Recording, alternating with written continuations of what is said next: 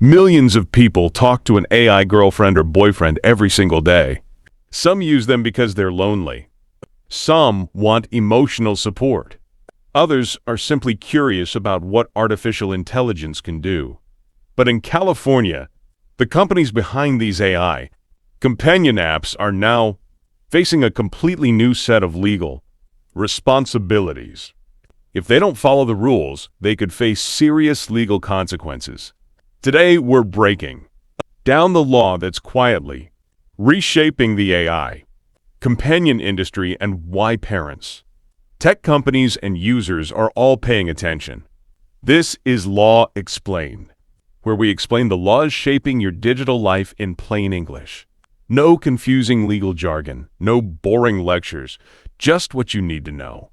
California has become the first state in the United States to pass a law specifically aimed at AI companion chatbots. These aren't ordinary customer service bots that help you reset a password or track a package.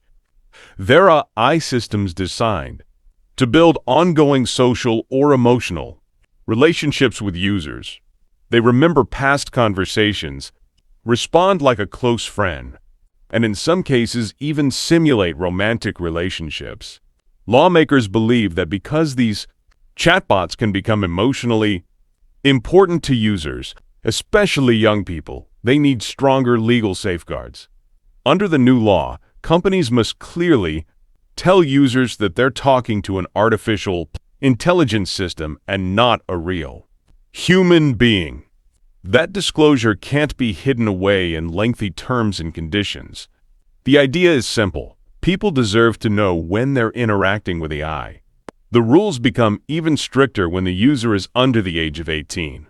AI companion apps must periodically remind minors that they're talking to a chatbot, not a real person.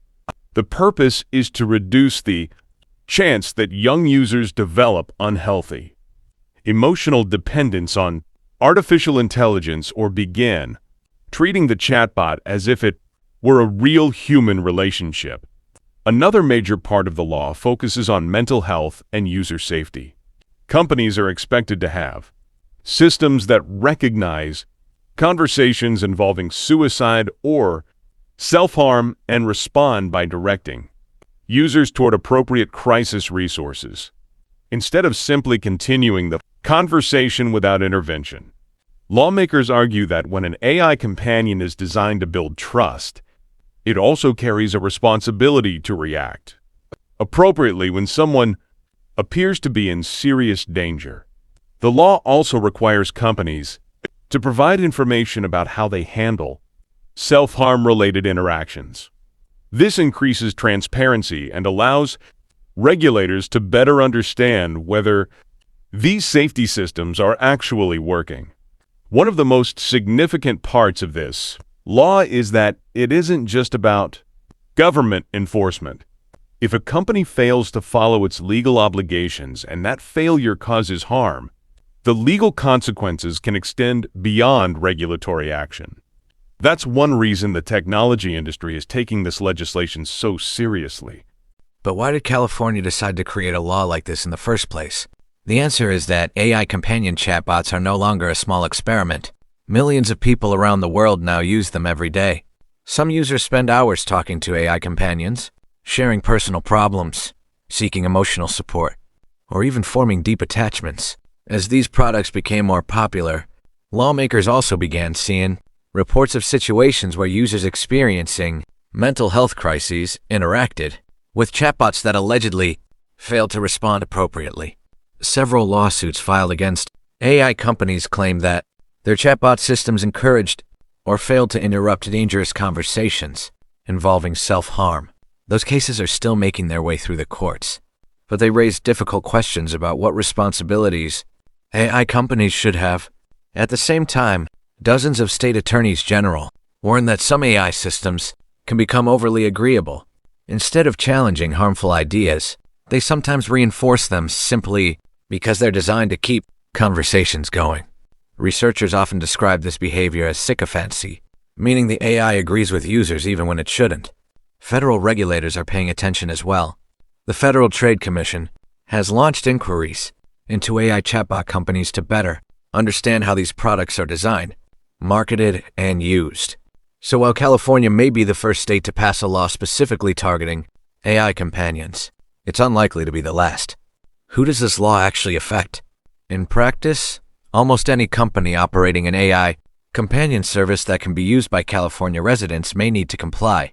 Because online services are available across state lines, many companies choose to apply California's rules more broadly, instead of creating different systems for different users. It's also important to understand what this law doesn't cover.